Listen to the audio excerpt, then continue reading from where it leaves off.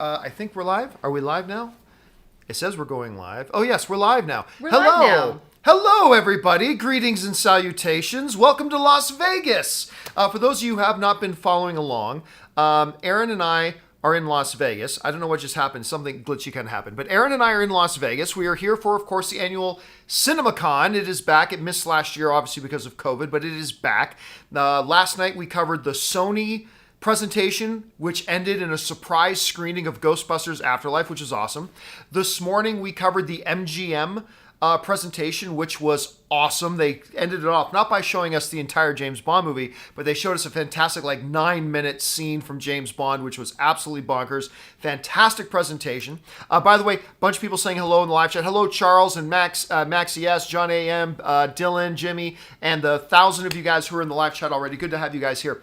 And so this evening was Warner Brothers. Warner Brothers did their thing today, and they showed us not as much as I thought in some ways, but more than I thought in other ways. So let's first talk about the elephant in the room. Sure. They start the Warner Brothers presentation, and we were all wondering how are the movie theaters, all these 3,000 movie theaters owners going to respond to Warner Brothers? And it was packed. It was packed. I looked around the room and there were definitely, I felt like there were more people in the room, and maybe because we had a different seat, but it felt like there were a lot more people in the room this evening for Warner Brothers than there were this morning. Yes. Well, a lot of people weren't going to get up at 8:30 this morning. Right. We're in Vegas. I saw them as I was walking through the lobby last night. They were going hard. Yeah, they were going hard last night, and which is fine because they're coming from Kansas, Good or they're for coming them. from wherever. They're in Vegas, living it up. So anyway, everybody's wondering how is these theater owners going to respond to Warner Brothers, and a guy comes out to introduce Warner Brothers, and the first thing he says, Warner Brothers has been a little bit of background for those you don't know. Warner Brothers, of course, completely betrayed the movie theater owners by saying all of 2021 films would be HBO Max and in theaters, which of course pissed everybody off. So they bring this guy out to introduce everything. He goes, now, Warner Brothers have been a real friend to the theatrical business. And as soon as he did, you heard chuckling. Like audible snickers. And the guy said, no, really, they have been. No, really, they have. It's like, okay, sure. It was the chairman of NATO. Of NATO coming out saying, no, really, they've been a friend of the theater. And all the people just snickered in the audience like, ooh, you can feel the animosity here. What's going to happen? I will also say this, just to get the negative stuff out of the way. I will also say this, that during the Dune presentation, which we will talk about a little bit later, but you got this Warner Brothers executive on screen saying, the only way to see Dune is on the big screen. It's the only way. In which I turned to Erin and said, then why the fuck are you putting on HBO Max on the same day? So you could almost kind of hear the snickering as well through the theaters when this Warner Brothers chairman is like, the only way to see Dune is the big screen. So I was kind of thinking, they're going to announce that it is going to be theatrical only, but they didn't. So they sat up there with all their hypocrisy going, the only way to see Dune is on the big screen, and yet we all know it's going to HBO Max. But anyway, that out of the way. There were a number, Erin was smart enough to take notes this time because I wasn't. There were a number of big films that they were talking about. Now, again, much like the Sony stuff, remember there were some Sony movies they didn't talk about? And I said, well, yeah, I guess it makes sense now. They're only because this is for the theater owners, they're only talking about the movies that are done. They're done and they're ready to go. And so movies like Black Adam and The Flash are not done. They're not ready to go. So they didn't talk about Flash or Black Adam. And that's fine. That's fine because they're films that are still in post-production. But wow, did they have a lot? They showed us a hell of a lot of Batman. But we'll talk about the Batman in a minute. Malignant, Cry Macho, Many Saints of Newark, King Richard, of which she made it on the big screen in the big presentation, and it wasn't just the trailer. Like all of a sudden we're sitting there and there's Erin on the big screen in the CinemaCon thing, which was so awesome to see. It's pretty cool. White Rabbit? I don't remember. What's White Rabbit? That was my note. Oh, I'm reading. Matrix 4. We'll talk about White Rabbit. Matrix, what are they called? Resurrections. Matrix Resurrections. So we have, I believe that's the first time is that the first time we've heard the official title for it? Maybe. It's Matrix Resurrections, the Batman, and Dune. So let's go through this one by one.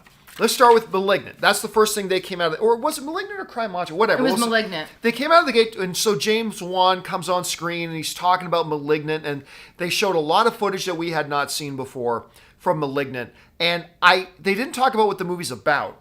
I have no idea what the movie's about. Well, but visually it looks really creepy. What I surmised from it, and what I was a little bit, I was annoyed about it initially. Well, no, I was confused about it initially, and then now I'm annoyed about it because with a lot of the other films, what they did was they had the director and some of the cast talking about this is what it was like to film this movie, and this is why this movie is so special, and this is why we loved it. And then they showed the trailer, which I think is great because it gives you a little bit of backstory, and then you get to just settle in and remove reality and go into this world. Yeah. And Malignant was, I think, one of the only ones. Well, there were a couple. Malignant was one that they didn't do that with.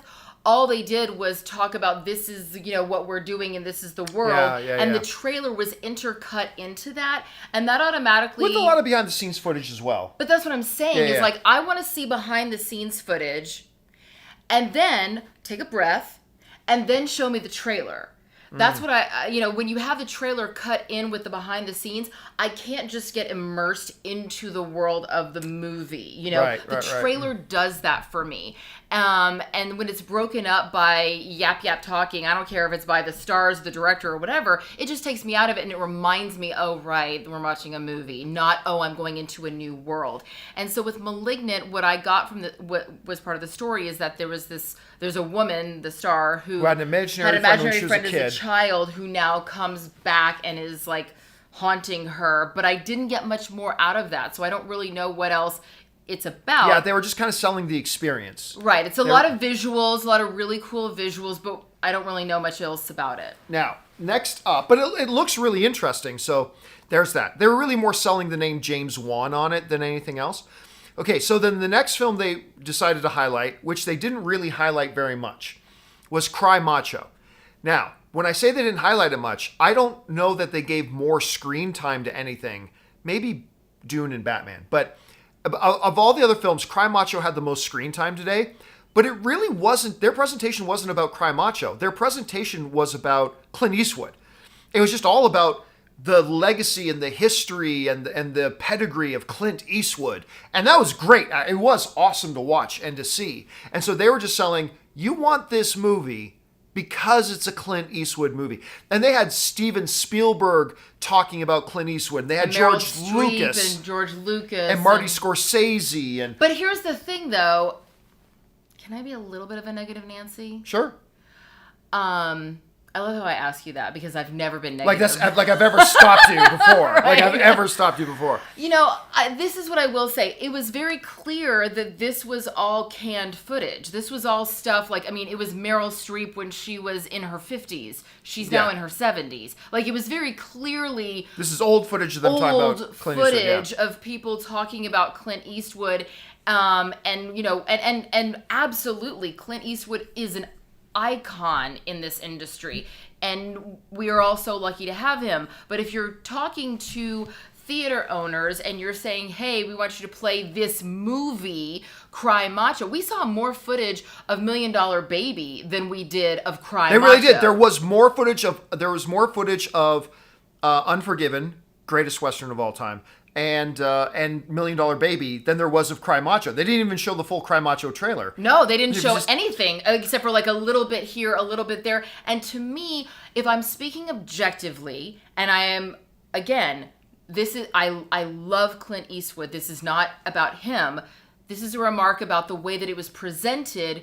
The way that it was presented makes me wonder what they think about the film Cry Macho, because they didn't say Clint Eastwood is this incredible, icon of our industry, and here's the background of him. Like, any of us need to see that. We know who Clint Eastwood is. You don't have to sell us on it.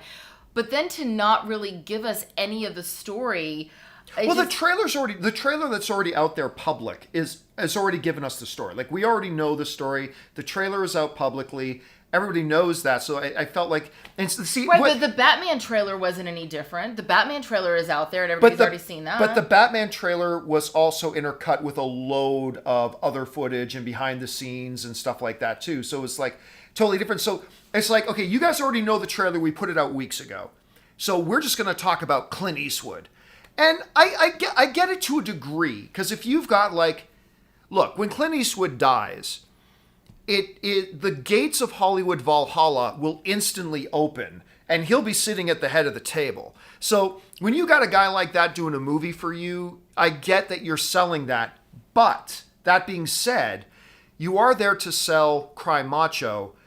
So there is no excuse to show us literally double the amount of footage from Unforgiven than you do for Cry Macho. Literally showing us twice as much footage from $1 Million Baby than you do from Cry Macho. And I think it is a little presumptuous to presume that every person in the audience has seen the Cry Macho trailer. These are theater professionals. They probably have. I'm a theater professional. But I've never seen it. They actually work in the theaters. No, I get it. Right? But but if I'm a theater owner in Nebraska and I have one theater, maybe I have, maybe I haven't. I think it's presumptuous that in this place where we are supposed to be really saying this is our movie and these are the reasons why you want it. All it was you want this because Clint Eastwood is in it. Yeah. Period. Yeah. That's it. And I don't think that is enough for some people. The audience was pretty responsive to it though. Okay. I don't know. We'll see. All right. So that's Cry Macho. Then a film I am very excited about. Many Saints of Newark. So, of course, this is the Sopranos prequel, where they actually have... why am I freezing on the name of the star of the Sopranos? James Gandolfini. James James Gandolfini's son. Who looks fucking exactly like him. I was surprised they didn't mention that when they were introducing the film. Again, I think it's probably something that's everybody already knows and whatever. At least all the theater professionals know, not general audiences, but all the theater professionals know. But they had like the creator of The Sopranos on there talking about like, when I was making this show 20 years ago, I never would imagine 20 years later I'd be talking to theater owners about a movie version of it that I'm doing. And then they showed us like a 5-minute opening scene of the movie, which I didn't know. Your former co-star on Detroit Michael 187. Imperioli. Michael, who played, what was his name? Christopher Moltisanti. Christopher, what are you doing? Christopher! He narrates. The ghost of Christopher. I didn't know that. I thought that was so cool. So the ghost of Christopher kind of narrates the movie, which is actually kind of thing. This is my Uncle Tony, and you see little Anthony Soprano, like as a 12-year-old kid, yeah. right? He goes, he would later go on to strangle me to death. He strangled his dad to death. No, strangled him to death. He strangled him. Oh, yeah, you're right. Yeah. You're right. He would later strangle me to death. And I'm like, okay, that's pretty damn funny. So they showed this 5-minute opening scene. The trailer for the movie sold me a long time ago. Yeah. This looks incredible. I love the opening scene. I love the fact that you got Christopher doing the narration of it. It looks great, and hearing from the showrunner as well, the creator of it, who also created the movie.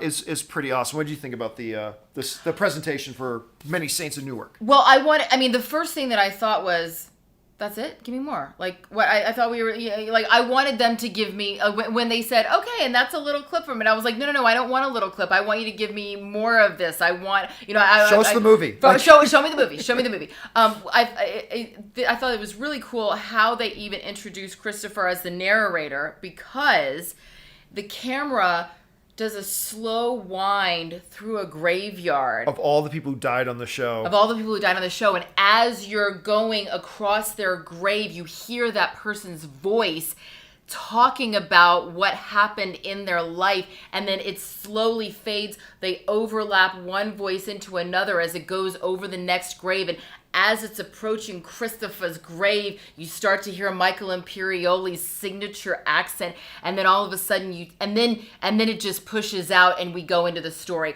That is genius. Yeah, and so that is such well a done. Brilliant way to introduce a narrator to a story. I mean, just gorgeous. It was very, very well done. So the Many Saints of Newark one, again, I'm so hyped for this movie. This could be, honestly, I don't want to get ahead of ourselves. I'm starting to believe this could be an Oscar contending kind of movie. It is definitely totally going to be an Oscar contender award kind of movie. show film. Yeah. For sure. All right. Let's move on. So that was Many Saints of Newark. Then came up King Richard, which the trailer was great. Obviously, if you've seen the trailer, almost like half of it is this lady right here. isn't half it. I didn't know if they would put that footage because they didn't just show the trailer of it. Right, this is a new... a big presentation they showed of King Richard, a lot of footage and stuff like that. Much more of the girls and the actual story. I feel like this is going to be the second trailer.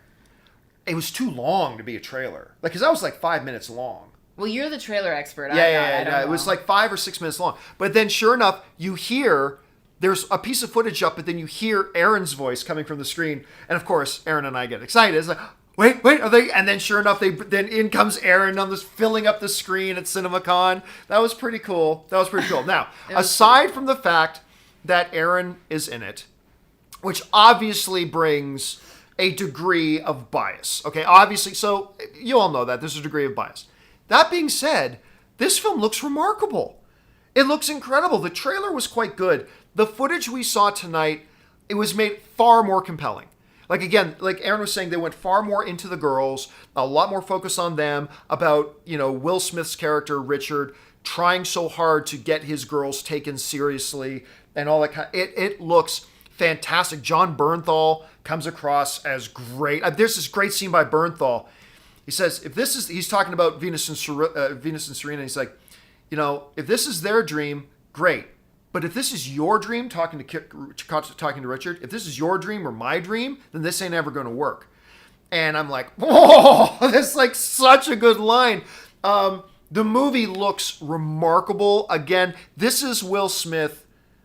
Look, let's make no pretense about it. This is Will Smith gunning for that Oscar he hasn't gotten yet. Big time. And he's got a pretty good shot if what we've seen is anything. Anyway, aside from the thrill of seeing yourself, because this is the first time obviously you've seen this footage, right, but this is the first time you've seen yourself in this movie on the movie screen. And what was that feeling like for you? And then what did you think about the overall footage? Understanding, of course, a little bit of bias. You're in the film, but what did you think? I am going to try not to get emotional, but I will say that when I moved to Los Angeles from Huntsville, Texas, 20 years ago, not knowing anyone and not having any business trying to be a part of this industry, my greatest dream was that I would do some like really awful B movie that got me in Blockbuster Video so my friends could rent a video and say, my friend was in that movie. And so to be at a convention with so many industry professionals and to see myself not only on a big screen, but to see myself in a big screen in a movie like that with Will Smith, I wish I could go to 13-year-old Erin and just give her a hug and tell her it's all going to be okay. I really do. I mean, I really do. I wish I could go to Erin yesterday and say we're all still growing. But anyway, or Erin currently, like, who at the time playing street prostitute number 2 in Star Trek Enterprise. Excuse me, I was prostitute number 1 in Star Trek Enterprise. You I can stand check corrected. that IMDb. Prostitute number 1 in Star, and tell her you're gonna be on the big screen with Will Smith at CinemaCon. Okay, but that aside, my own absolutely, it definitely was a moment. It was a beautiful moment, and I encourage all of you out there with crazy dreams that people tell you you're nuts to pursue. You know what? Go for it, because you never know. And I hope that this is just the first of many, many, many more big screen appearances. Oh, it's not the first. I've been on movies. No, it's not the first. But like the first in my 40s. There, I'll go there. Look, honestly, I still to this day, Erin and I have been friends for over 10 years now. Still to this day, there are things I stumble across where she had never even let me know she was in. Ann and I were in watching The Disaster Artist. The James Franco movie. Oh, yeah. And like we're sitting there watching the movies. We're sitting there watching the movie. It's like do, and then all of a sudden it's like, Ann, is that Erin?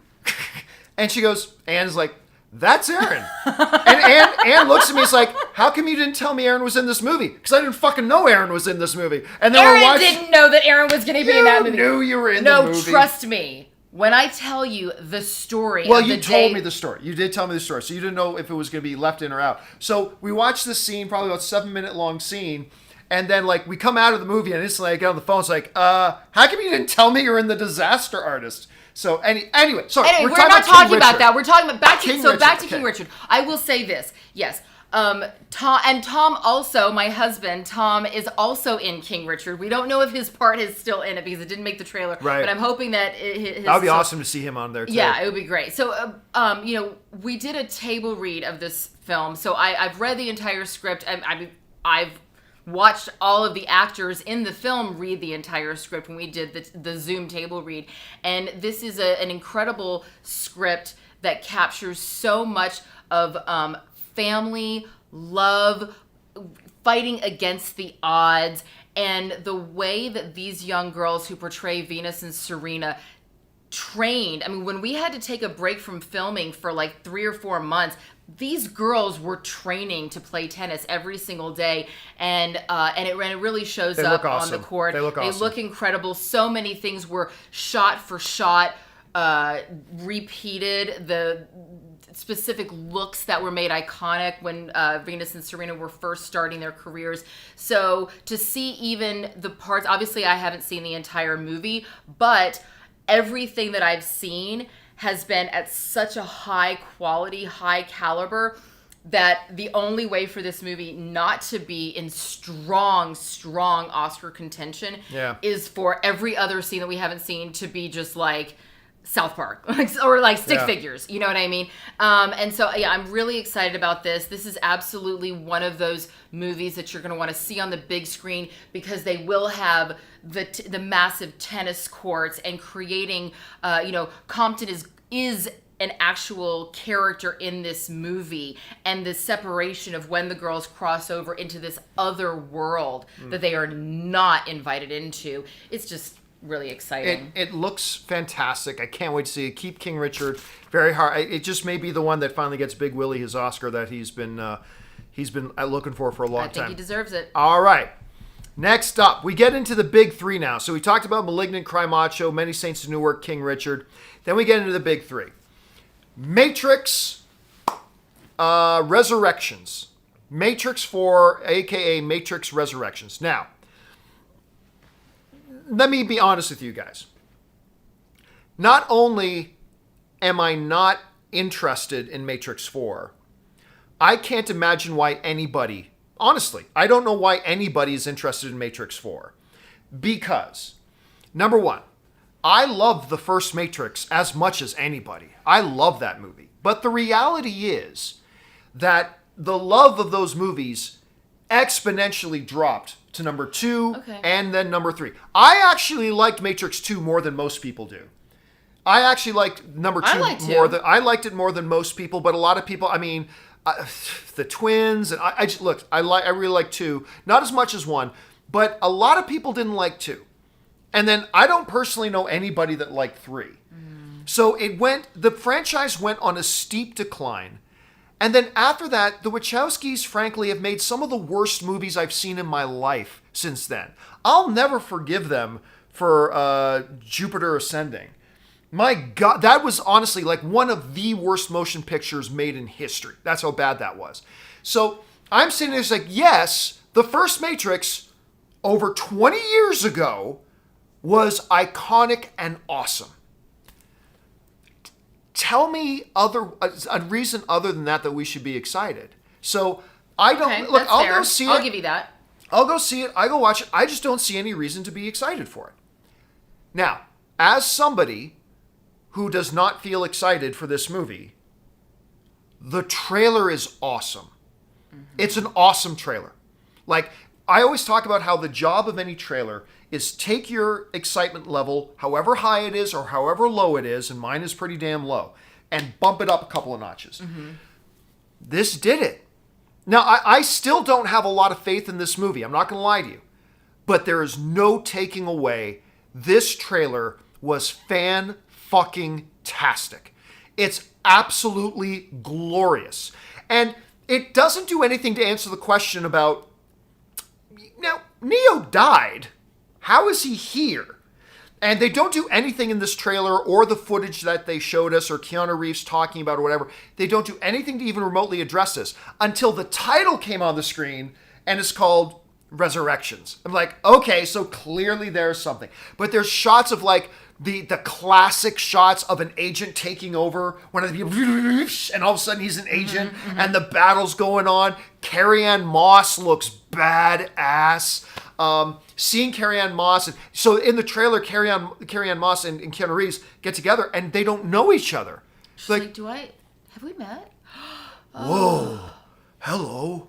Stop it! You don't do that about Keanu Reeves. He's a national treasure. He's a Canadian national treasure. He's a good Canadian kid. Well, he's American now, so. So anyway. We have claimed Keanu Reeves. Is that just like what you guys did to Justin Bieber? And look how that turned out. You guys ruined Justin Bieber. He still has time. He's young. He is young. He can redeem himself. That being said, the action looked incredible. It looks like, we've known that Lawrence Fishburne was not going to be in this movie. We learned that a year ago. But it does still look like Morbius is in it. Because it looks like a young version of him. So they got, what is the name of the actor? I'm freezing. Anyway. From Star Wars. No, it wasn't John Boyega. What am I? It's the guy from Aquaman. The guy who played the villain in Aquaman. The guy who played Black Manta in Aquaman. I can't remember. Anyway. So clearly he's playing a younger version of Mobius. And that was, it looked good, but I found myself, and I'm sure narratively there's a reason for that. I'm totally sure that once we see the movie, there's a narrative reason for that. It's Abdul Mateen. Thank you so much, guys. Thank you, guys. So I'm sure there will be a reason for it. But in just watching the trailer, I was like, that should really be Lawrence Fishburne. But again, I'm sure there is a story reason for that. So all I can tell you guys, and seeing Keanu Reeves in there, and Keanu tells this great story. He's like, I get people come up to me and say, The Matrix changed my life. And I say, thank you, because it changed mine too. He didn't say it like that, John. He totally did. No, he didn't. Everybody knows that's exactly how he said it. And that's him. That's his inflections. That's how he talks. He's a treasure because of it. Stop putting him down for the way he acts. It is the way he acts, and he's great. How did that turn around on me? You are so terrible. Anyway, look, all I can tell you is that from a guy who has zero interest in Matrix 4, no belief that this is actually going to be any good, from that guy, I am telling you, this trailer is incredible. And I don't know if they put it up online already or not. They may have put it up online as soon as the thing was done, so maybe you guys seen it, maybe you didn't. But just wait till you see it, guys. Just wait till you see it, because it's fantastic. And it's not even the first or second best thing from this presentation, but it was magnificent. What do you think about the Matrix trailer? What stood out to you the most? I was so in. What stood out to me the most is that I felt like they went back to the original Matrix. It was a lot of, where are we? First of all, I don't care. By the way, everybody's saying it's not online yet. Okay, but I'm sure it's going to come. It's going to come soon. And when you do, whoo, turn off the lights, close the windows, just sit yourself down like a cinematic experience and watch the trailer. Watch it on your big screen. Watch it on your smart TV. Don't watch it on your iPhone. Don't watch it on your stupid. Don't watch it on your phone. So first of all, Jefferson Airplane's White Rabbit. It has such an impact. That's the song they play. It's so powerful. And I have seen this song used in trailers in the past. I've never seen it used in a movie, with a movie that was so perfect. It was almost as if the song was written and performed specifically for The Matrix. And obviously we know that it wasn't, because it came out in the 70s. But it was so beautiful because it's specifically, as you know, if you know the song very well, like I do, it's talking about, it's all about Alice in Wonderland, and one pill makes you smaller and one pill makes you... And it's actually the way that the trailer was crafted. It was choreographed the song to the point where even like you'd see someone running up a wall and you'd hear a bullet, ba ba ba, right in between the percussion of the song. And it was so impossible not to be physically moved and falling, like just jumping out of your seat to the enjoyment of this. That's what I also love about a trailer is when they don't just go, let's show you a bunch of cool things, lasers shooting out of your eyes, boom, boom, boom. You know where I got that from. Yes. But they actually go, you know what, we're going to meld this with the music. We're going to make this a full sensory experience. And yeah, I definitely want to watch this movie in a theater, and then I want to go back and watch it again in a theater on mushrooms, because that is going to be awesome. Yes, I was really excited about it. The Morbius, I couldn't tell who it was. He had the little glasses on.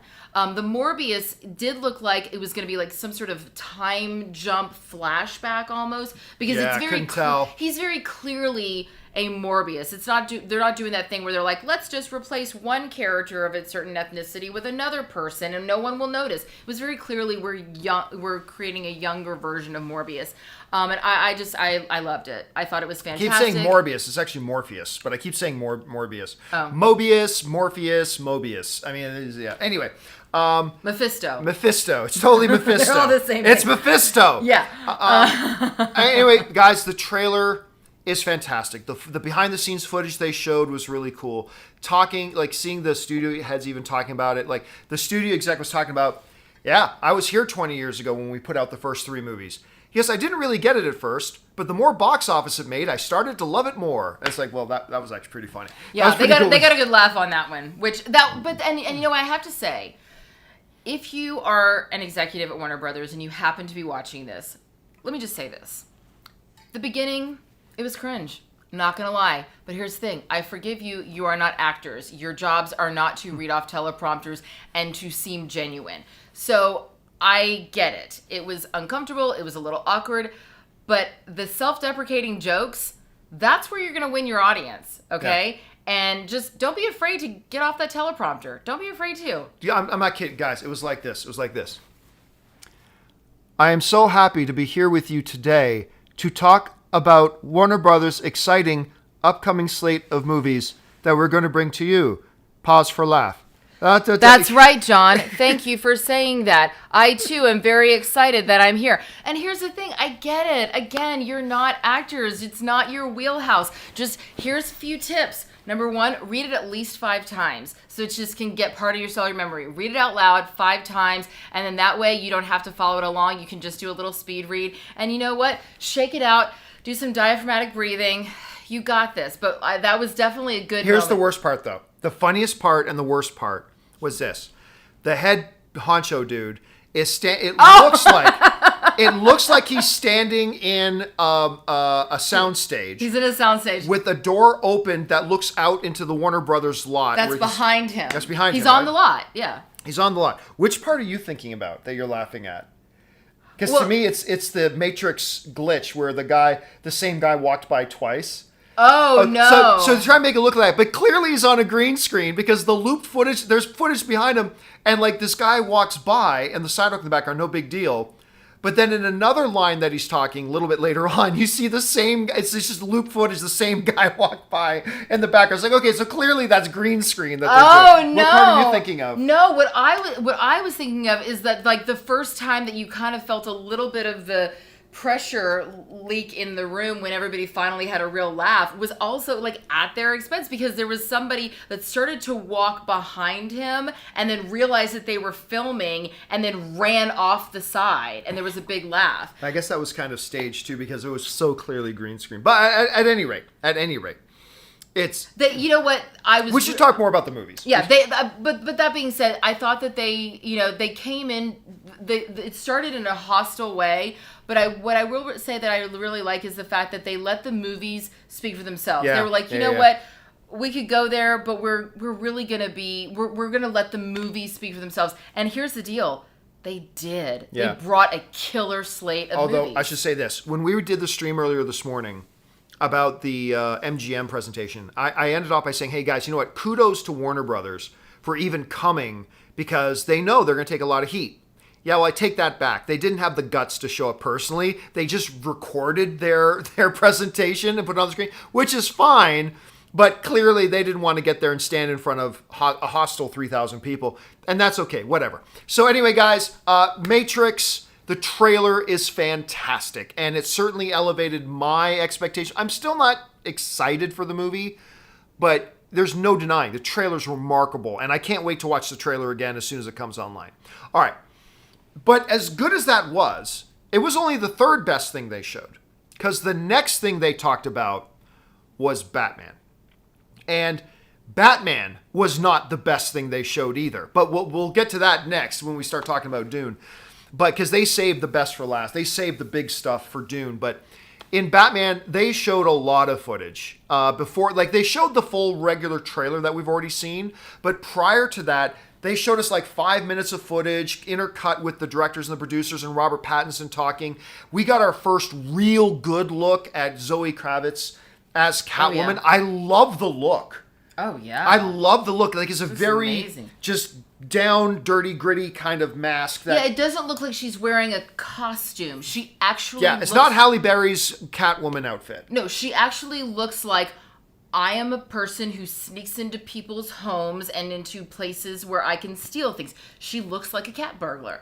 She looks like a human who like found who created an outfit, but didn't sit there meticulously. Like, let's face it, Catwoman does not sew. All right, relax on that. She's gonna put on a pair of spandex leggings and a black tank top and a little hood, and she's good. She's set, done. Yeah, so that's it. By the way, somebody's asking about, wait a minute, so there was no Flash off? Yeah, they weren't talking about any movie that wasn't already finished. That's basically it. They were only talking about movies that were now finished, ready to go, and just waiting to be released in theaters. That obviously is not Black Adam. That obviously is not The Flash. So they didn't talk about any of those things, just like none of the other studios really talked about any movies that weren't done and just ready to go. They might mention, and then in the future we have blah, blah, blah. Yeah, they mentioned the other DC films and all that kind of stuff, yes. But the one film they have that's actually done is the Batman. And they spend a lot of time talking about the Batman. They went a lot into, as well, talking about the year 2 nature of it. They were talking about how, look, we really didn't want to do another origin story. But at the same time, we wanted a new Batman who was still figuring himself out, figuring out how to temper his insane rage, how to be the detective, how to do all that stuff. Because you're still kind of seeing, it's not an origin story. He's been Batman for a bit, but only a bit. It's year 2, and they really focused in on that. And Robert Pattinson talked a lot about the psyche of Batman and how that all plays into all this kind of stuff. And then they showed more footage that we hadn't seen before, a lot focusing around Zoe Kravitz as Catwoman, a few more action scenes that we hadn't seen before, a little bit more emphasis on the side characters. We had a little bit of, why am I forgetting the name? Jeffrey Wright. A little bit more of Jeffrey Wright as Gordon. And then they kind of tied it all together by showing the trailer again. And the trailer that you all have seen. That you've all seen. It's the same trailer. It's like, they showed a whole bunch of footage, and then they showed the trailer everybody's seen. I don't think they're going to release the footage that they showed to us, but I'm telling you, I've already been excited for this because everybody knows I wanted the Ben Affleck Batman. I wanted a Ben Affleck written by, directed by, and starring Batman movie. But if we can't have that, a Matt Reeves Batman is the next best thing. And I am telling you, that feeling I had watching the trailer at DC Fandom last year is only now, heightened because of the footage we saw, the extra commentary being given to it. It doesn't just look, here's the thing, it doesn't just look like a great comic book movie. It looks like a great movie. Yeah. Forget, I would, instead of putting this movie in the conversation with The Flash and Black Adam, I actually feel more comfortable putting this movie in a conversation with The Many Saints of Newark and stuff like that. You know what I mean? It just feels like a great motion picture, regardless of the fact that it's being done about the most popular superhero in the world. And it looks remarkable. It looks absolutely remarkable. I cannot wait for this movie. I am just beside myself. So the Matrix stuff was great. I thought the Batman stuff was even better. But even the Batman stuff paled compared to what we saw with Dune. But we'll get to that in a second. What did you make of the Batman stuff we saw? The thing that really stood out to me, I was surprised that we didn't get a new trailer. I wanted a new trailer. You know what? Here's the thing. I've been at this convention for just over 24 hours, and I am spoiled. I want more. You're not going to give me 3 minutes. You better give me 9 minutes, because that's what MGM When it gave opens with a surprise screening of Ghostbusters, it's I'm pretty spoiled. Yeah. Like, I have certain, I'm used to a certain standard, and that's what I expect to be provided for me from this point on. So, sorry, studios, you just got to kick it up, because Sony Sony treated me right from day one. So, you got a high bar to come back to. So, but I will say this, what really stood out for me in the trailer, obviously, it's the Batman. We know there's going to be incredible stunts. We know there's going to be insane gadgets and gizmos and guns and, all sorts of new tricks and toys. We come to expect that. We have all been spoiled when it comes to what to expect from the Batman as far as that part is concerned. What I wasn't expecting, that I was thrilled to hear, especially from Robert Pattinson, is that he said this is the most emotional Batman film you will see, in that it has the heart is going to be ripped out a little bit more. And I don't know what that means. Obviously, they didn't show us that much of that part of it, but just the simple fact that he said that made me even more intrigued of going, oh, this isn't just going to be another Batman movie. Like, that's exciting, but like, again, what is new that you're going to be giving us? And for me, the intriguing part is hearing that this is really going to be a journey, like a hero's journey. And I also, whenever they have that image, and we've all seen it, it's in the trailers at the very end, where it's sort of like the camera's at this point and it's looking over him, and he doesn't have the the bat hat, the cowl. The cowl the on. bat hat. The bat hat. That little, what do you think? But his eyes are all black. It kind of gave me Crow vibes.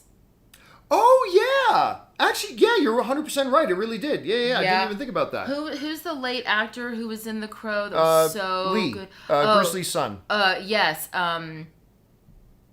Brandon Lee. Brandon Lee. Yeah, he very much has this Brandon Lee look, and it just sort of like took my breath, because I remember when Brandon Lee tragically died on the set, and I remember being so shocked by that, and there was just something about I felt something was being channeled there. So I'm really excited about the story for this. Obviously, like I said, we know all the action and the cool stuff is going to be there. It wouldn't be the Batman without it. But I'm also really excited about what we're going to see from the story. Now, you guys remember in the trailer, Batman beats the shit out of that one guy. Just boom, boom, beats him down, says, I'm vengeance. Right? They showed some more footage of his combat style. And the best way to put it is, like that fight scene in the trailer, he just has a very visceral fighting style. It's just like, he's not a finesse fighter. He's not polished. He's beating the shit out of people. He's a brute. Yeah. He's a brute. He's just beating the shit out of people. And it's oddly very fun to watch. So it worked really well for it. Well, because there's something so dangerous about that. Yeah. Like, there's something about someone that's just got that just goes into that just sees black and goes into this rage where they just beat someone, and just with a fury where they don't even know what they're doing anymore. And to see a character that is as with it, like as together, as polished as we've seen Batman have to be, it's really nice to see Batman unhinged. Like, very even in Batman visceralness to it, Begins, which was the darkest Batman we had seen at that point, he was still polished, and it was nice to be able to see him sort of not yet be refined and still have a lot of brute in him. One other thing that they mentioned that I thought was really interesting, but we've heard other Batman iterations kind of say this, and it's never really been true, but I have a feeling it will be here. I think it was Jeffrey Wright who was saying, Gotham is a character in this movie. Like, the city of Gotham truly is a character in this movie. And watching the footage, the way they shoot the city and everything, it's like, I really believe it this time. Yeah. Like, I really believe, the Gotham itself is such an integral part to the mythos of Batman that really often gets overlooked. Like, it's just too often Gotham is just treated like, oh yeah, another gritty town, like a Chicago or New York, just another gritty town that's got.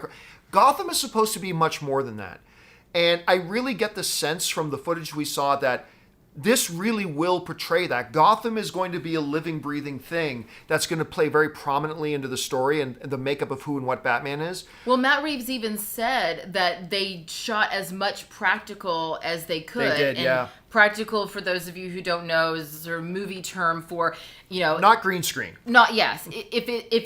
This is a real pillow, like. Is it? Is it though? Is it not just a green CG? Okay, it's very real. It's a very real pillow. So yeah, so as many things practical as possible versus saying, okay, we have these actors and the entire film is shot on green screen, which is special in and of itself. But it's when you see actors physically interacting with the set that they're on, it's just different. Yeah, you can feel that. So that was Batman. I'm sure we'll talk more about Batman in a bit because I'm sure a lot of you guys are going to write in questions about the Batman. But believe me when I tell you. Now, I know you guys already know that Dune is my number one most anticipated film of the year. That being said, just as it kept, the Malignant was good, the Cry Macho thing, Many Saints in Newark was great, then the King Richard thing was great, and then the Matrix thing was great, and then the Batman thing was great, and then Dune. Oh my God, and then Dune. They probably spent about 15 minutes or more on Dune, including showing us a 10-minute scene from the movie that Denis Villeneuve says is his favorite scene in the movie. Yeah, it's beautiful. And look, with all the greatness in the trailers and all that kind of stuff, it's not until you actually sit down and watch a good 10-minute chunk of the movie that it really gives you a sense of the, I hate using this word, but it applies, the epicness and the scope of this movie is it. You know what it made me feel like? Elizabeth Taylor's Cleopatra. Oh. Like you just think, or the old Ben-Hur. Like you just think of these massive set pieces. It felt like every single shot was some massive, glorious set piece. And they showed us this scene where Paul Atreides, played by Paul Chalamet. Chalamet gets there. Timothy Chalamet? Did I say Paul? It's well, okay. because his character's name is Paul. That's why I said that. Timothy Chalamet gets there, and he's kind of being introduced. They're being shown around Arrakis, and it's the first time you see the sandworms. Only you don't really get a good look at them because there's this big menacing thing. There's a spice harvester, and off in the distance you see the rumbling of the sand. They know under the surface this worm is coming, and it's this whole action sequence of them desperately trying to get the personnel off the spice collector before the worm gets there. And it's just the thing with the spice in the air, and Oscar Isaac looks amazing. So good. So they showed a whole bunch of behind-the-scenes footage. They showed a good sizzle reel of all the action, and then they showed this 9 to 10 minute scene, and then they replayed the trailer, and it was just this incredible thing. I don't know how they got Denis Villeneuve to talk about it, because Denis Villeneuve hates Warner Brothers right now, so I cannot believe he actually agreed to come and do this. But still, it was great that they got him on screen there to talk about it. It is his baby, after all. This movie is straight up orgasm-inducing. Like, it's just, I can't believe what I'm looking at. And we talked after it was done. It's like, no. This is not just going to be a great genre film. This is going to be a leading Best Picture Oscar contender. For sure. It just looked like... Absolutely. And what I will say about this Warner Brothers thing is they escalated from how great everything looked in Many Saints to how amazing everything looked in Matrix to amazing everything looked in Batman. And it just kept getting better and better and better. And the crown jewel of it all was Dune. Yeah. This is going to be their best film in a lineup of amazing looking films. King Richard, Many Saints, Matrix. I still don't have a lot of hope for Matrix, but the trailer's insane. Batman, Dune, it just was astounding. It was really your first really good look, because you've never read I never read Dune or anything like that. So what was your experience like watching all that stuff that we were getting? Yeah, so I had the feeling going into Dune that you had going into Matrix. I just was really not interested. I never read the books. I don't like sand. I don't like butthole monsters. It has all of those things. As the first camera shot of the sand landscape, all I hear Erin is saying, "There's so much sand." She literally said it out. There's so much sand. There's so much sand. So much sand. So much sand. It's coarse and rough, and it gets everywhere. And you can just, it's always in your car, and then you find it in like your ear 3 weeks later. That's why I hate the beach. Anyway, yeah, I'm an annoying person. I get it. So yes, I was not going into Dune, but I get it. Like everybody's like, oh my God, Dune's so great. So I was going to eventually see it. I knew I was going to watch Dune because it was going to be this big deal. So I was like, all right, I'm going to watch it, and I'm sure it's going to be great. But I wasn't excited about it. And that's different. There's a difference between, yeah, I'll watch it because I need to know what's going on, and I need to be able to talk about it intelligently. And, oh my God, I don't know how I wouldn't see this movie and be able to live. And right. So this is a movie that, what I love is, yes, there is a lot of sand.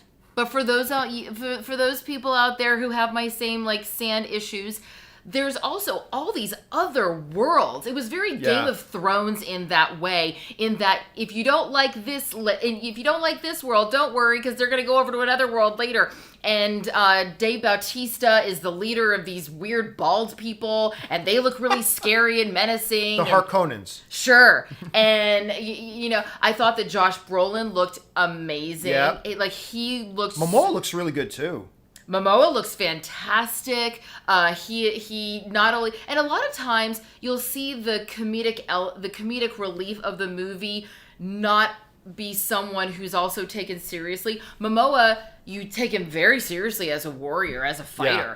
But he also lets you have a little bit of fun. He has a little one-liner. He makes some jokes at Timothée Chalamet's character's expense, and they seem to have a great chemistry with one another, which was lovely. Zendaya and Timothée Chalamet have a beautiful chemistry with one another as well. They really do. Great. I mean, they look... Can I say something here quickly about Zendaya? Obviously. All right. At first, I never knew what I thought I would think of her as an actress. But the more things she's been in, here's the common denominator in all this. Her chemistry with... Tom Holland. Well, Tom Holland, wonderful. Her chemistry with... why am I freezing on the guy, the co-star of Zac Efron? Her chemistry with Zac Efron in The Greatest Showman, unbelievable. And her chemistry with, I keep wanting to call him Paul, Timothée Chalamet, is wonderful. Oh, what's the common denominator in all that? Zendaya is really good as an actress creating chemistry with who her co-stars are. And that is an impressive feat. Mm-hmm. That is really impressive. Sorry, you mentioned that, it reminded me of that. So no, it's absolutely true. I mean, that is one of the things is that when you if you are a character, if you're an actor and you are relatively attractive, you are going to be in the leading lady or leading man category. You are going to be put with someone else who is also probably very attractive, and people are going to expect that it's believable that you are in love. And when you can make people believe that you are in love with one another and that you are able to do that's a lot of vulnerability. And it's also a lot of generosity because you have to, I remember I had an acting teacher who used to talk about this. She's like, I don't give a shit how much you hate that bastard sitting across from you. When you look at him, you better see the antidote to everything that ails you in his eyes. That's a great line. She didn't actually say that. I just made that up, so thank you. That's a great line. And that's the thing is that you gotta look at him as if he is the answer to every question you have. And he has to look at her like she is going to be the queen, like she is going to resurrect his life. Right. You have to be able to give that to your scene partner.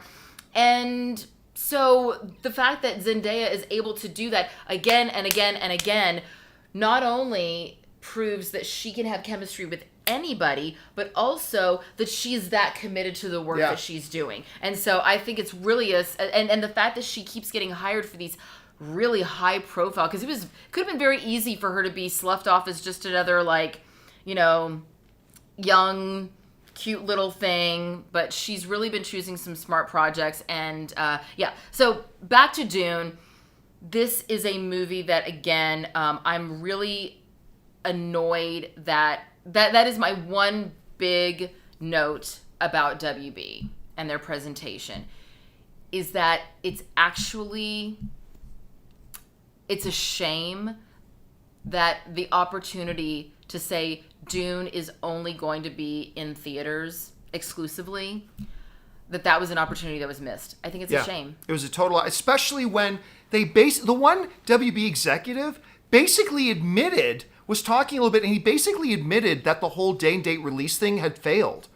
Like, he basically admitted it, and then was talking about Dune as this movie's got to be seen on the big screen. Then so don't give people the option to. It just felt like they was building up to saying, and good news, but they didn't. And it was a total waste opportunity. It just came across as hypocritical. But the best looking film on this docket is Dune. I mean, it just was. Batman looks fantastic.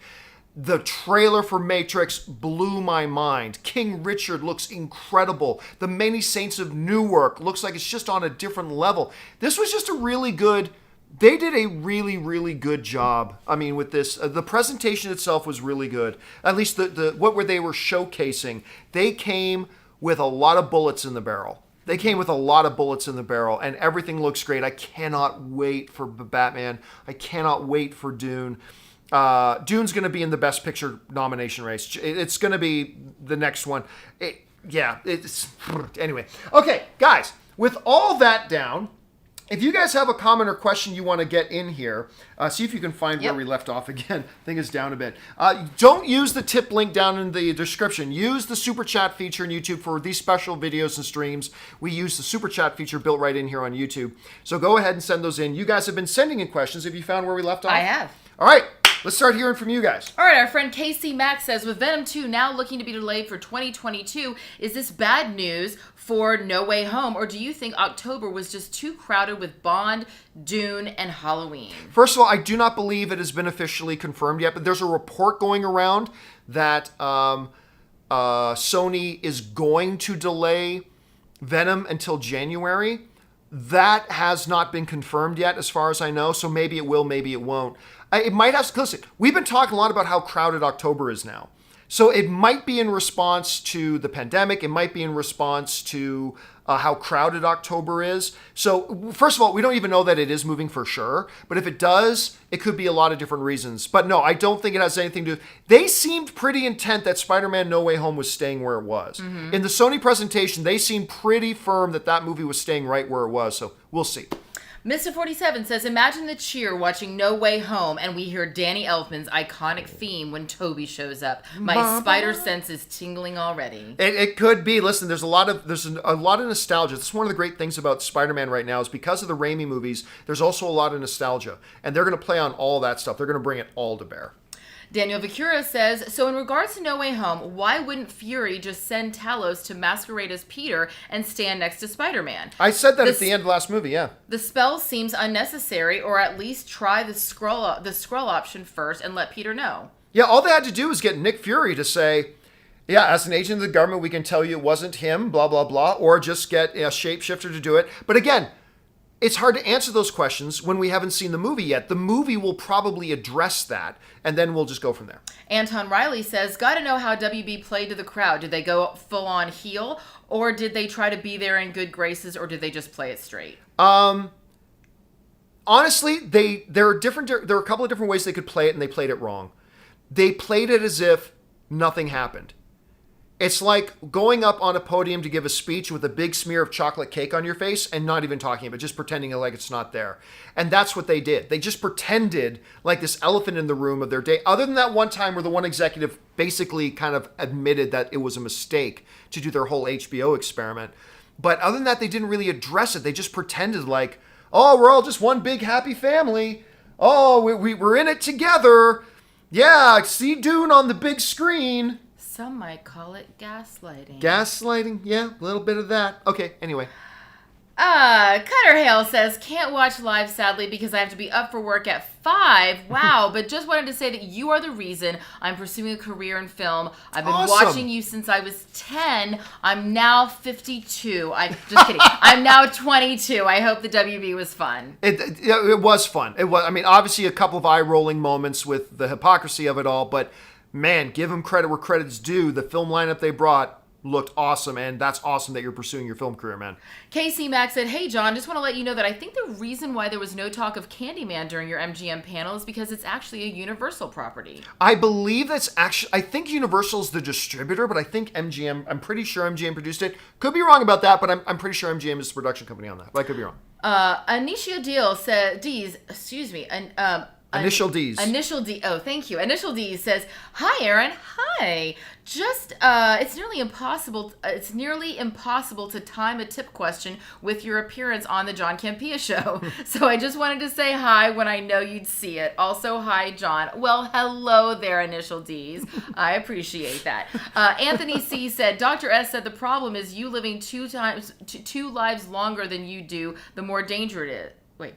The longer you live 2 lives, the more dangerous it becomes. Is you living 2 lives longer you do, the more dangerous it is. Sure. Perhaps that's an analogy for the Sony Marvel shared ownership? Oh, no, I don't think so. I think it's strictly for the story of it. And again, resist the temptation to read too much into any of those lines because we're seeing it all out of context, right? So we're not seeing it in the context of what's happening around that. That's what's really going to give it its meaning. But no, I don't think it's a I mean, maybe coincidentally, we can look at it as an analogy of that, but I don't think it was intentional.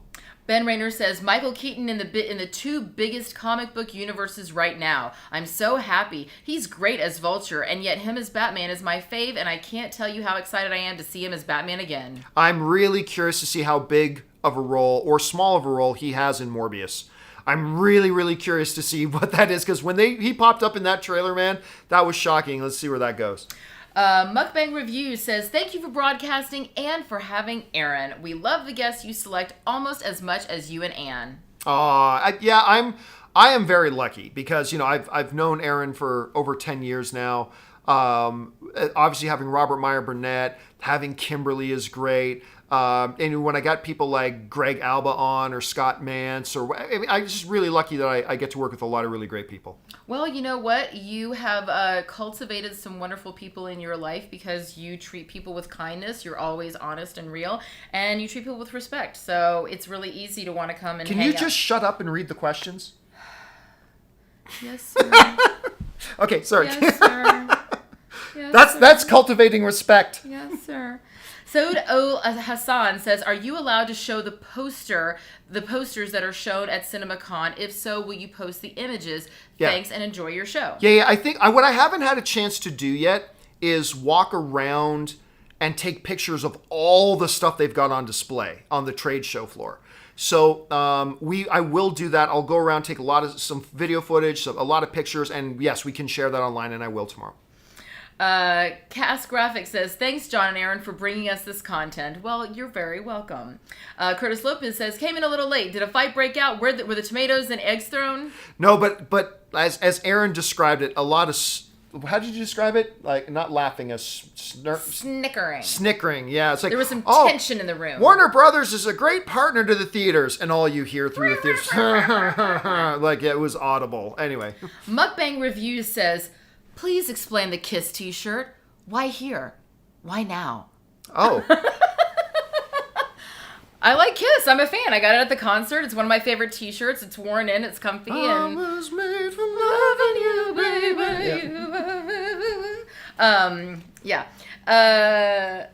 You know, the director of Bitch Slap and the director of the first 2 episodes of Spartacus, Rick Jacobson, when he had his first child named Erin, not after me, but I like to say that it is, I got him a Kiss onesie. Like, that was like... Oh, that's awesome. Yeah, that's like, I was like, hey, want to have a cool kid?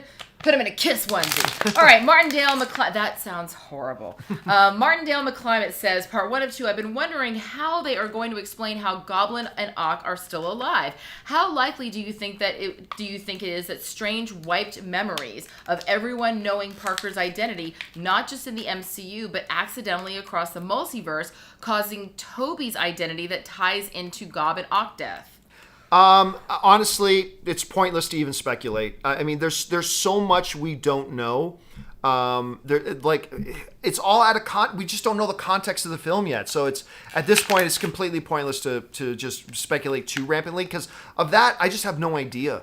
I have no idea. I have to have more context to even form any kind of a fan theory about it. So let's let another trailer come out and we'll allow that to fill in a little bit more context, and maybe I can take some stabs at that. All right, Eric Wells says, hope CinemaCon is going well. I have the opportunity to see Shang-Chi at Alamo Drafthouse Dolby Atmos, and I've never been. Worth it over AMC Dolby? It's probably very similar because, again, the AMC Dolby is the dual laser projection system. It's the Atmos sound. The big difference is going to be the seating environment. AMC's leather reclining seats are top-notch, man, in those Dolby theaters. They are top-notch. I like the Alamo Drafthouse. I've been to it in Los Angeles. It's comfy. It's good. If it's got the Dolby theater, excellent. So you can't go wrong with it. I would personally choose the AMC one just because I find the seating more comfortable. I would personally choose the Alamo Drafthouse. It is my favorite theater in Los Angeles. It is the one that I go to 9 times out of 10 if I have a choice of any theater that I want to go to. I love the seats. I love the small theaters. I love the food that they serve. I love the customer service. I love the fact that if somebody is talking or texting next to you and disrupting your theater-going experience, they'll throw their ass out. You can be your own Karen, like everyone accuses me that I am, and you can kick them out. I've never had to do that because the people that go to the Alamo Drafthouse specifically want to have an uninterrupted cinematic experience like I do. So you're going with like-minded individuals, not assholes. And I don't like going to movies with assholes. And I don't like asshole monsters, but I still want to see Dune. Mr. Graham 91 says, would you say that Sony is still at the top for their overall presentation? If you're talking about overall presentation, the speeches, the footage, the surprises, yeah, it's still got to go to Sony. I mean, they came out very strong. Their message was very well received by the audience. I mean, they came out strong. Day and date release on streaming is bullshit. That was their whole thing. It's like, it doesn't work. The economic model doesn't work. We've studied it. We've seen it. It don't work. Our movies are made for theaters and blah, blah, blah. So they went on that, gave a great presentation. Then they actually brought Ivan Reitman and Jason Reitman out on stage, which, I mean, when Ivan Reitman comes on stage, you feel like you need to get out of your seat and take a knee. Like that's the kind of how I feel like. I would feel like if Scorsese walked on stage or if Spielberg walked on stage. And Jason Reitman, who I love him as a director in his own right, he's fantastic. But then it's going to be hard to beat, folks. Dropping a surprise screening of your movie, saying, "Oh yeah, no, none of you knew about this. We're going to show you the whole movie right now." That's tough to beat. So MGM, great presentation. WB, the film lineup they showed was fantastic. But I would say right now, like we still have several to go. We got Paramount, we got Universal, we got Lionsgate still to go. But right now, Sony is winning CinemaCon. Like, to me, I don't know. Do you agree? Or? No, 100%. And what I think is going to happen is that we are going to, the CinemaCon moving forward, Sony just changed the game. And, you know, how many years would you say that you've been going to Comic-Con? Like 6 or 7 years I've come. Okay, so I went to, not CinemaCon, Comic-Con in San Diego. Probably 2 years before I met you. Okay, so we met in 2008, so 2006. But we've seen a big evolution of Comic-Con. Right. And let's be real, Comic-Con in 2006 compared to like Comic-Con as it is now, it has grown exponentially. It was already a big draw for the studios and the networks then, but it has become a whole other beast because every time somebody goes, "Hey, we're going to bring the star of our movie," the next person goes, "Well, we're going to bring 3 stars from our movie." And then the next one goes, "We're going to bring all of the stars from our movie. And we're going to have a party. And they're all going to be there. And we're going to have free booze. And everybody's going to get to do that." I mean, everybody keeps trying to top each other. And so, which is great for us. Great for us. So what I've seen is that MGM and Warner Brothers were on the same page of like, okay, this is a This is what we do. We come out, we tell you what we're going to show you, and then we show it to you. And we make these really cool trailers, and you get excited, and then you go back and you sell your movies. And Sony's like, yeah, I just brought a bouncy house to my kid's birthday. Yeah. So they literally took it from I brought a clown to I brought a bouncy house, and next thing you know, you've got like, I don't know, Blue Oyster Cult playing at your bar mitzvah. Like, they're just constantly knocking it up a notch, and I think that we're really going to see the results next year when all of a sudden MGM starts bringing out some guest cast and things. The guest cast is that was aces getting to see them. All right, so where are we? Okay, KC Max says, what were your first impressions of Andy Serkis as Alfred?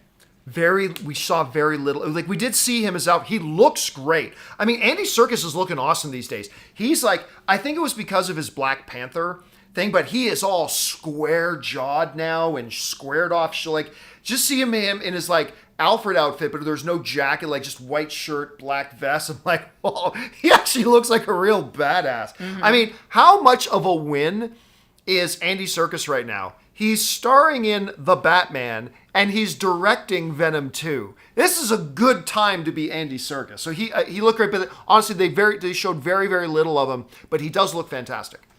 Steve Payman says, great analysis. Seems Warner Brothers is struggling with marketing relative to the other studios. I don't know if it's marketing as much as it is. I just felt like it was a little tone deaf. And sticking their foot in their mouths. I mean, yeah, they are struggling a little bit. Listen, they're also getting ready to face a huge transition because this time next year, they're not going to be owned by AT&T. They're going to be owned by Discovery. And I think this is going to be the harbinger of great things to come. Discovery is going to be a much better owner for Warner Brothers than AT&T was. Just the way that they handle their business is the way that a studio like Warner Brothers should be handled. And we're going to see leadership transitions happen once new bosses come in for sure, but I think really good things are ahead. Ryan Nicholson in a super chat. Thank you, Ryan. And Frank Castle said, you think the Batman will compete with the Dark Knight? They're going to be different films. And look, remember, we're talking about a trailer. We're talking about a trailer and some footage. We've all seen bad trailers to great movies and great trailers to bad movies. So it's hard to say. I will say this. If, and this is a huge hypothetical if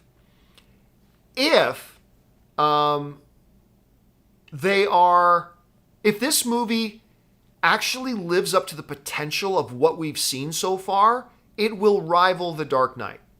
But that is a huge leap, going from footage and trailer to how does it actually play out. That's a big, big different thing. So I will say that hypothetically speaking, if the movie lives up to the promise of what we've seen so far, it will rival The Dark Knight. But will it actually be that good? That we'll have to wait and see. Brent says, knowing that you have been to Sony, MGM, and now Warner Brothers, what was the most unexpected movie that came out of nowhere that you now want to watch? Ooh, that's a good question. For me, it was Cyrano. Cyrano. Yeah, I got to agree. Cyrano, the one with Peter Dinklage. I mean, obviously Dune, I'm already super excited to see it. Batman, already super excited to see it. A lot of those things. But, yeah, there were a couple that looked really good, but Cyrano. Something that I would have been like, oh, interesting. Yeah, I'll probably watch that one night at home. To, I need to watch that in a theater, and I want to watch it as soon as possible, and I'm going to bring a box of tissues. Yeah. Yeah. All right. Mukbang Review says, we love you both for streaming while traveling so much. Thank you. Erin continues to glow. Oh, it's the baby. Many thanks. Any hotel episodes to share? We're in a hotel right now. That's what we're doing. Yeah, I don't know what that means, but, I will do a little bit of a vlog style thing tomorrow because tomorrow is going to be Erin's first time watching Shang-Chi. And so, just like I did a reaction for me, we did a reaction from Robert Meyer Burnett seeing it. We're going to do one for her. So I'll probably show you guys around when I shoot that video. I'll probably show you guys around the hotel a bit because we're at Caesar's Palace, maybe the most famous hotel in the world, Caesar's Palace. I'll show you a little bit of the floor of CinemaCon and the trade floor and stuff like that. And then ultimately, we're going to get Erin's reaction to Shang-Chi. I'm very excited to see it. I'm excited too. All right. Kay Green says, would you ever produce a hero fan film Kickstarter? No. Well, let me take that back. If the right pitch was given to me, I am looking in the next year or two to produce and finance somebody else's project. And by me financing, I obviously mean my company, and by financing, I mean micro budget. But I am looking to do that. So I don't know, maybe someday. So if you have a $150 million film that you would like produced, contact Somebody Campea else. at John Campea at millionairebillionaire.com. Delusional Patriots fan sends in a $10 super chat and a wave. Hi there. Mukbang reviews. To be clear, I mean hotel experiences with staff, or of note, how they treat you. I had a bad experience at an upscale hotel in Atlanta. Sorry to hear that, but I will say that other than the coffee, no one wants to give me coffee here. And it's not that they don't have coffee, they just don't want to give it to me. And that's not a staff thing, it's just literally I can't find coffee anywhere. And so it's been an issue for me, but that's not a Caesars issue, that's an Erin Cummings issue. Caesars itself has been nothing but lovely, and the staff here has been, in my opinion, just very helpful and wonderful. They've been great. Yeah, fantastic. Stubby Juan Kenobi says, Erin, trust yourself. Correct him. It's Morpheus. LOL, Campea. Morpheus, yes. Morpheus. Coventry Terrier said, disappointed to not see any Fantastic Beast news. Would have loved to have seen an image of the mighty Mads Mikkelsen as Grindelwald. Yeah, they mentioned Fantastic Beasts, but they basically said it's too far off for us to really talk about right now. So they did mention it. So there'll be more to come later, but it was a little bit outside of their reach right now. Kevin Cow says, thanks for these videos, John and Erin. Can't wait. Thanks, man. Appreciate it. Daniel Bakura says, John, you describing the Batman as being more in line with the Many Saints of Newark instead of other comic book films makes me think of The Dark Knight as being more like Heat and The Godfather. Yeah, I think that's a good comparison. It really is. And look, I'm sure there's going to be a lot of comic book isms in the movie, I'm sure. But again, it just feels like a good, gritty drama that I'm totally psychotically excited to see. Manta says, when do you think we'll see a second trailer? DC fandom in October, perhaps? I'm assuming they're talking about the Batman. Yeah. I definitely they'll have a second trailer there ready for that. Casey Max says, Universal panel is tomorrow night, right? Or tomorrow, right? So yes, I hope you guys can give us some good Jurassic World Dominion news. Oh, wow. I didn't even think about that. Yeah, I'm excited for Universal's presentation. I'm really excited. It's the one big one tomorrow. So we got Shang-Chi's screening, and then we have the Universal presentation. Very excited about that one. And it's my mama's birthday. All right. So happy birthday, Mama Cummings. She'll be watching this episode tomorrow. She's in bed asleep already, but she'll be watching us live tomorrow. Cisco H says, am I late for the Flash and Batman talk? Yep, you missed all of it. Yeah, We're sorry not doing about it again. Once again, Flash and Black Adam are just too far off, so they're not talking about those films now. So, but we did talk a lot about Batman. Just go back in the video a little bit, and you'll see us talking about it there. Silver Surfer sent in a $20 super chat. Thank you, Silver Surfer. Thank you, Silver Surfer. Useless Nobody said, you talking about Batman sounds like Netflix Daredevil. Makes me so unbelievably excited. Are you spoiled also, you spoiled The Sopranos for me. I'm currently watching it. LOL. Well, that's on you, dude. Yeah, that's on you. I'm sorry. Once a show that's been off the air for 10 years, there's no spoiler limitations on movies that have been out ages ago. Sorry about that. Little Tom 52 said, do you think people will come out to the theaters to see Dune? I mean, it is going to HBO Max as well. I want this to be really successful, but HBO Max. It's gonna face a struggle. It really is. The HBO. Look, there's no other way to put it. Warner Brothers stabbed this movie in the back. I'm sorry, you can try to pretty words it all you want. Warner Brothers stabbed this movie in the back. They stabbed Denis Villeneuve in the back. I have never in my movie watching life, have I seen a director of an upcoming movie write an op-ed piece for one of the trades to eviscerate and talk about how much the studio he's working for sucks. And Denis Villeneuve's a good Canadian kid. He's got the good Canadian manners. And he eviscerated Warner Brothers. The French part of Canada. Well, yes, he is. He sounds like George St. Pierre when he talks. I mean, there's just no way around it. They stabbed the movie in the back. They totally betrayed the movie. They betrayed Denis Villeneuve. They betrayed their financial partners, Legendary. They betrayed everybody. But that's only one of the challenges they face. They also face the challenge that Dune is higher concept sci-fi. It's not, The Incredible Hulk, and I love The Incredible Hulk. It's not Spider-Man. It's not the fun whiz bang kind of thing. It's higher level concept sci-fi. And that is not going to appeal to everybody. No matter, even if it is the best film of the year and wins all the Oscars, it's not going to appeal to everyone.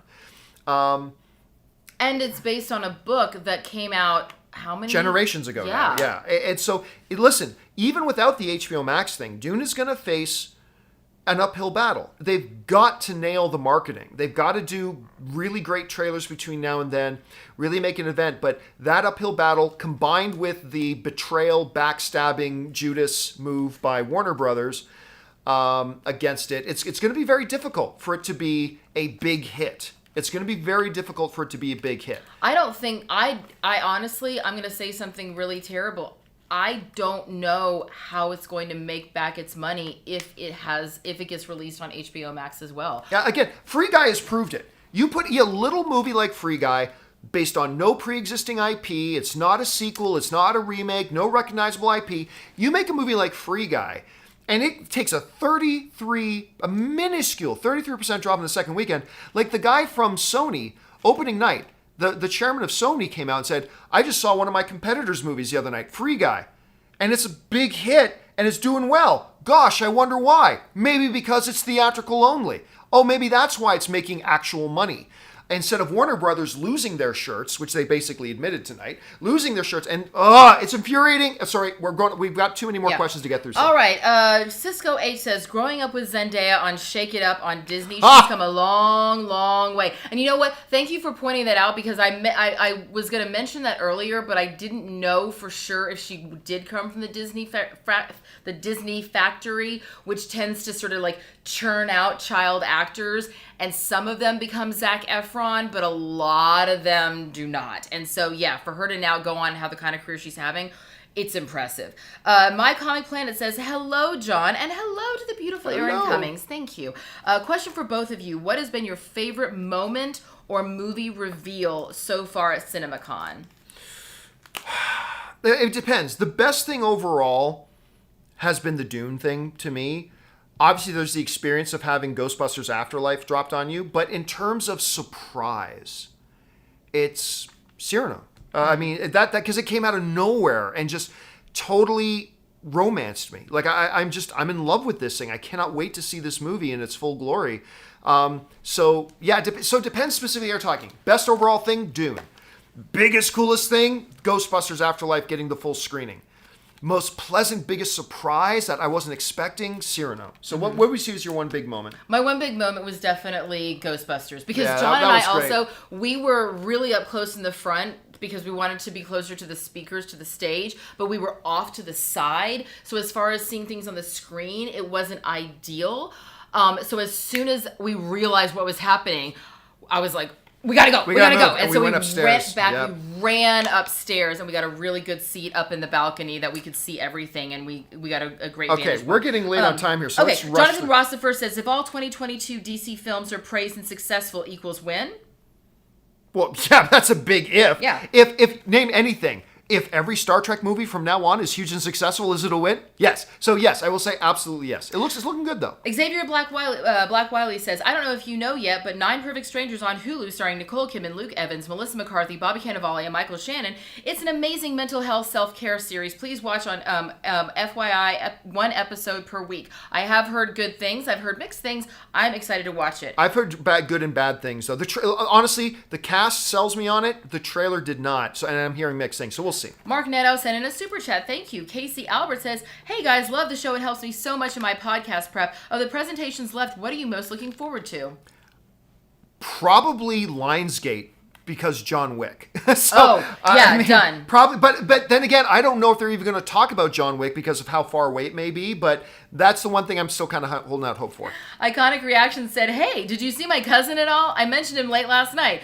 Black eye, bald, high voice. I don't recall seeing him. Desmond was his name. Your excitement for The Matrix go up at all? Yes. The trailer is fantastic, and my my excitement for Matrix couldn't be lower, so it has definitely gone up. Yes. Initial D said, for John, knowing it was me without looking, I appreciate your professionalism and remembering my name, John. Keep up the good work. Thanks, both of you. Because I was like, Anita, and he was Initial like, Initial Ds. Ds. Yes. The movie buffness said, 1, is Erin single? No, I am she's very very happily married to the gorgeous Tom Degnan. Number 2, what was your favorite trailer from tonight? For me, it was Cyrano. Oh, from tonight. For me, I think, well, I have to say King Richard. But after that, I would say Matrix for me. And then, no, Dune. Well, Dune wasn't really the trailer. That was just a lot of true. footage and scenes. I'll say King Richard.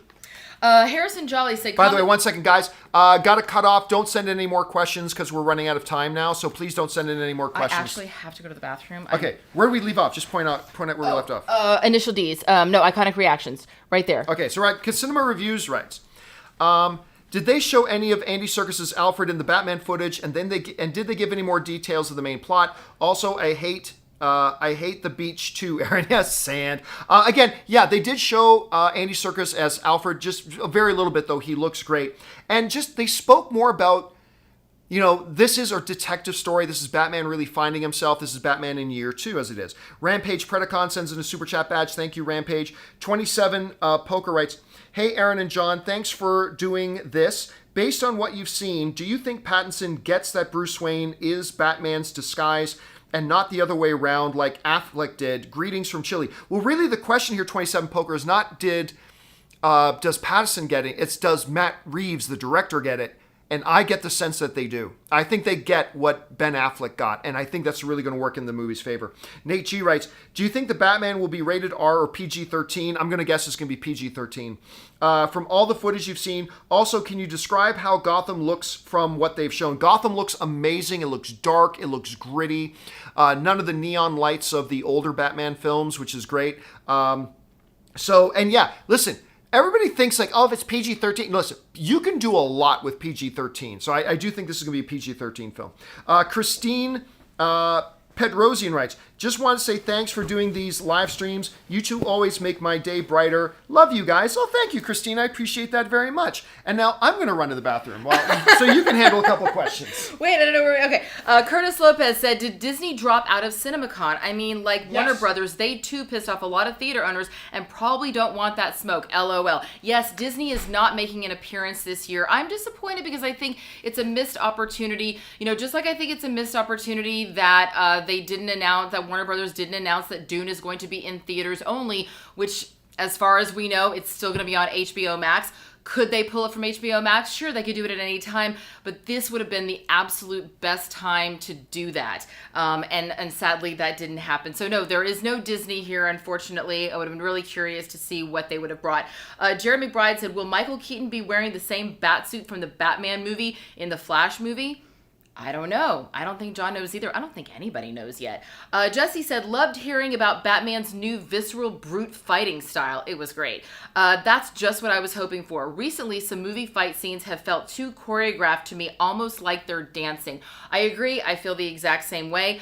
It's nice when you have a choreographer who can really understand the tone of the film. And as we were talking about earlier with the Sylvester Stallone film,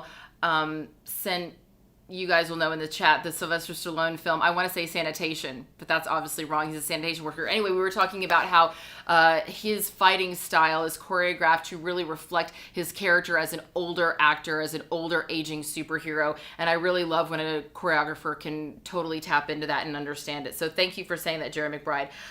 Sorry, Jesse. Nate G said, sorry for asking another question. Don't ever be sorry. Samaritan, thank you. Thank you. Love you guys, super chat. Nate G, you don't have to be sorry. With the fight scenes in the Batman footage showed, does the Batman use any weapons and gadgets? And if so, what kind? Well, you guys have already seen that. The trailer that we saw was the same trailer that you guys saw. And most of the footage that we saw that was outside of that, was a lot of interview footage, behind the scenes stuff. So I think most of the gadgets that Batman would be using are things that are already in the trailer that you guys have seen. So feel free to add that into the super chat and you guys can answer that for me. Iconic Reaction says, John, who's in the bathroom, I know this is a bit far-fetched, but any chance we could see another project or film by you in the next 2 years? I want more Campea movies. I agree, and I will ask him when he comes back from the bathroom. All right, next is John Redcorn. Just saw that Sony has changed their Spider-Verse name from SPUMC, to Sony's Spider-Man Universe. I know it's just a title, but it definitely sounds like they're taking Spidey from the MCU after No Way Home. Sounds like that to me, but you know what? John's a big professional on that, so I'm going to go back to that question. Without going into detail, Brendan Sheehy asks, does Matrix 4 bring anything new to the table in terms of special effects innovation like the original? They didn't talk specifically about the innovation, but obviously it's the Matrix, and as we can always expect, really cool gadgets, really cool weapons, really cool cars from the Batman. What we can always expect from the Matrix is incredible visual effects, and I felt like I get bored easily when I see the same things. You guys know that I've talked about it. If I see one laser eyes, I can see them all. This felt new. It felt fresh. It felt exciting. And for a movie to be in its 4th iteration and still bring excitement and newness to something that they really changed the entire game with, which was their visual style. I was really incredible. I was really in awe. Excuse me. Thank you. All right. Sam Phillips said, "Did you get a good look at Riddler in the Batman? It almost feels like he'll be almost like a horror movie villain." I don't remember really seeing the Riddler. Yeah, I mean, he's in the mask. He's the guy in the mask taping up people and stuff like that. I believe he's being played by oh, right. Who's in There Will Be Blood with Javier Bardem. No. There Will Be Blood. Paul Dano. Oh. Javier Bardem is in Dune. Yeah, but he's also in There Will Be Blood. Am I thinking of There Will Be Blood? No, you're thinking of the greatest actor of all time. The best there is, the best there was. Daniel Day-Lewis? Yeah. I know the difference between Daniel Day-Lewis and... Is Javier Bardem in There Will Be Blood? Isn't that the one where he shoots people with the cow stun gun? No. That's No Country for Old Men. Oh, Jesus. I'm like, Javier Bardem is in... What? Okay, yes, please continue. Hashtag Vegas. All right, I want to go back to this question from Iconic Reactions. Iconic Reaction says, John, I know this is a bit far-fetched, but any chance that we could see another project or film by you in the next 2 years? I want more Campea movies. I'll say this. I haven't even told you about this yet. I am working on something with somebody that just hit a very unfortunate delay, but one that we will overcome. So I do have another project lined up that I'm going to be working on. I will let you guys know more about that in the coming months. So yeah, so there's that. And in the meantime, go and watch movie trailers A Love Story. I don't know what he's talking about.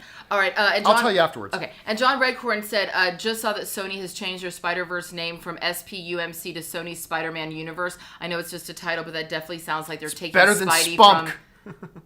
It's better than Spunk. Yeah, that's true. All right, we're going to go back to Sir Ivan Bennett says, can I say that the camera absolutely loves Erin? Looking good. There's a reason You're why... You're pretty hot too, John. Somebody here's a movie star and a TV star, and the other one of us has a YouTube show. Well, I am on the YouTube show too. Well, but you do both. You do both. Yes. Velocity Genshin Impact says, had the chance to see Shang-Chi on the biggest IMAX screen in the country. Nice. Wow. Lincoln Square in New York. I love that screen. 2 weeks early. Wow. That's awesome. Yeah, Very cool. I would love to see that. Like, I got to see it on a great IMAX screen in the Man's China. It's now the TCL Chinese Theater is what it's called now. So I got to see it in the Chinese theater on that big IMAX screen they got in there. It was fantastic. All right, Johnny5619 said, do you think Clerks 3 will have any footage at next year's CinemaCon? Also, that Kiss shirt just makes her all the more beautiful. Hey, man, I like rock and roll. I don't know. Listen, you guys know, I almost said Kiss 2. Clerks 2 is like maybe in my top 20 favorite, if not top 20, definitely top 30 favorite movies of all time. That movie is very, very special to me. I've been looking forward to a Clerks 3 for a long time. I don't like the description I'm hearing about it, but we'll see. I just can't remember when the movie's supposed to come out. So if it doesn't come out until after next year's CinemaCon, then I'm sure we'll see it featured at CinemaCon. Mukbang Reviews says, thanks one more time for being you, Erin. Will you attend this event again post-kid or pass on the event? Well, I have to acknowledge that I am only here because Robert Meyer Burnett was unable Seattle to come. So I fully expect that next year Robert Meyer Burnett will again get the first invite, and only... Well, we can bring 3 of us next year. Like, we can bring all 3 of us. Oh, hey. Make a party out of it. Oh, I like that. Why not? Oh. We'll just have to crank. Can you imagine Robert, like, having all 3 of us? I'll get a wider... Can we be... Why would Robert be in the middle? I'm just saying! Can you Obviously, imagine it's an third Erin person? sandwich between Robert and John. I can keep the 2 of you apart so that I'll be your Paula Abdul between the 2 of you. Okay. You're crazy... all right, Harrison Jolly said, but in answer to your question, I will say this. I don't know. I've never had children before. So while I love to say, oh yeah, my life's going to be totally the same and I'll be able to do all the things that I've been doing before, I'm pretty sure that Tom can babysit. It's not babysitting when it's your child. Of course it is. When the husband goes out, the mom's babysitting. When the mom goes out, the husband's babysitting. When you're doing it, when you have to do it solo, you're babysitting. I will say this. I consider I know that Tom and I consider ourselves fortunate that we have a very co-parenting plan. And so we are very much looking at this adventure as we're going to do this together, and that there's no reason why I shouldn't be able to go off for a week in Vegas and do this and leave Tom at home with our child. And there's no reason why Tom then me and Tom can come to Vegas another week after that. Well, I would love that. You and Ann can go and do your thing. Yeah, we should do a couples trip, and then we'll, I heard that people have these things, what are they called? Nannies. Yes. Nannies. I've heard about those. So, all right. Harrison Jolly said, could you please describe the Batman new action scenes? It's tough because it was all out of context, right? Like, it's glimpses and I mean, they showed a lot of it, but it was glimpses and flashes. Just a lot of flying fists, very visceral, very brutal. Not a lot of finesse. That we've seen in other iterations of Batman. It's just like how did you describe it? Just like brutish. Very brutish of him. Again, this is a year 2 Batman. He still isn't completely refined. He hasn't truly found his full identity yet. He's just still very angry at the world. That's this Bruce Wayne. He's just still very, very angry at the world, filled with a lot of rage. And it's going to be awesome to see it play out. I find it to be the difference between wrestling and MMA. Like, wrestling has very choreographed moves. They're fun. They're exciting. People are flying off the ropes. People are hitting each other with chairs. People are doing a clotheslining people. But it's all very choreographed. It's clearly choreographed. And then you get to MMA and it's just nasty. It's just dirty and you don't know what's going to happen next, and people are spitting and blood's flying everywhere, and they're grappling all over the floor, and it's real homoerotic and exciting, and sorry. It's not homoerotic. All right, what's next? Is there anything next? No, we're going to end on that. We're done. We end on homoerotic. That's what you were tuning in for. We're ending on... Guys, thank you so much. Again, overall, very good presentation, especially just the film slate, the Warner Brothers. The footage they showed was fantastic. Top to bottom. Especially, I mean, Malignant looks quite good, but Cry Macho, it was really more about Clint Eastwood. But Many Saints of Newark looks amazing. King Richard looks amazing. Matrix Revolution... I mean, even I got to say the trailer was utterly fantastic. Resurrection. Sorry, I wrote the wrong name. Matrix Resurrections looks utterly fantastic. The Batman stuff looked incredible. I cannot wait to see Batman. And the crown jewel of it all is Dune. I mean, and we still have a Shang-Chi screening and 3 studio presentations to go. So we still have Shang-Chi, we still have Universal, we still have Paramount, we still have Lionsgate. I'm really excited about I'm excited about all of them. But So we have many more live streams to come, guys. Make sure you check in tomorrow. We're going to get her live reaction. It's not going to be live, but we're going to get her reaction to Shang-Chi. Keep your eye open on the channel for that. And guys, thank you so much for joining us here this evening. For some of you guys, it's really late. Like, I know it's like 1 a.m. right now on the East Coast. Well, yeah, thank you. And it looks like, you know what, I will say this. Regardless of whatever our opinions are about any of these movies, the cool thing is that the studios have a lot coming your way. And I know I am going to make a commitment to going and seeing as many of these in the theater as possible. I hope that you do the same, because the only way that these studios and these theaters can stay alive and continue creating epic movies like Dune and like The Batman is if it's profitable to do so, and they can't do that unless we are supporting them by going and buying movie theater tickets. So let's make a commitment to supporting this industry by going and seeing movies in the theaters, and I know I will if you will. Especially these ones. Yeah. Especially these ones. All right, guys. That'll do it for us for tonight. We'll be back again tomorrow. Thank you for hanging out with us. So for myself, Erin Cummings, to all of you, our international friends, thanks for being here, guys. My name is John Campea, and until next time, my friends, bye-bye.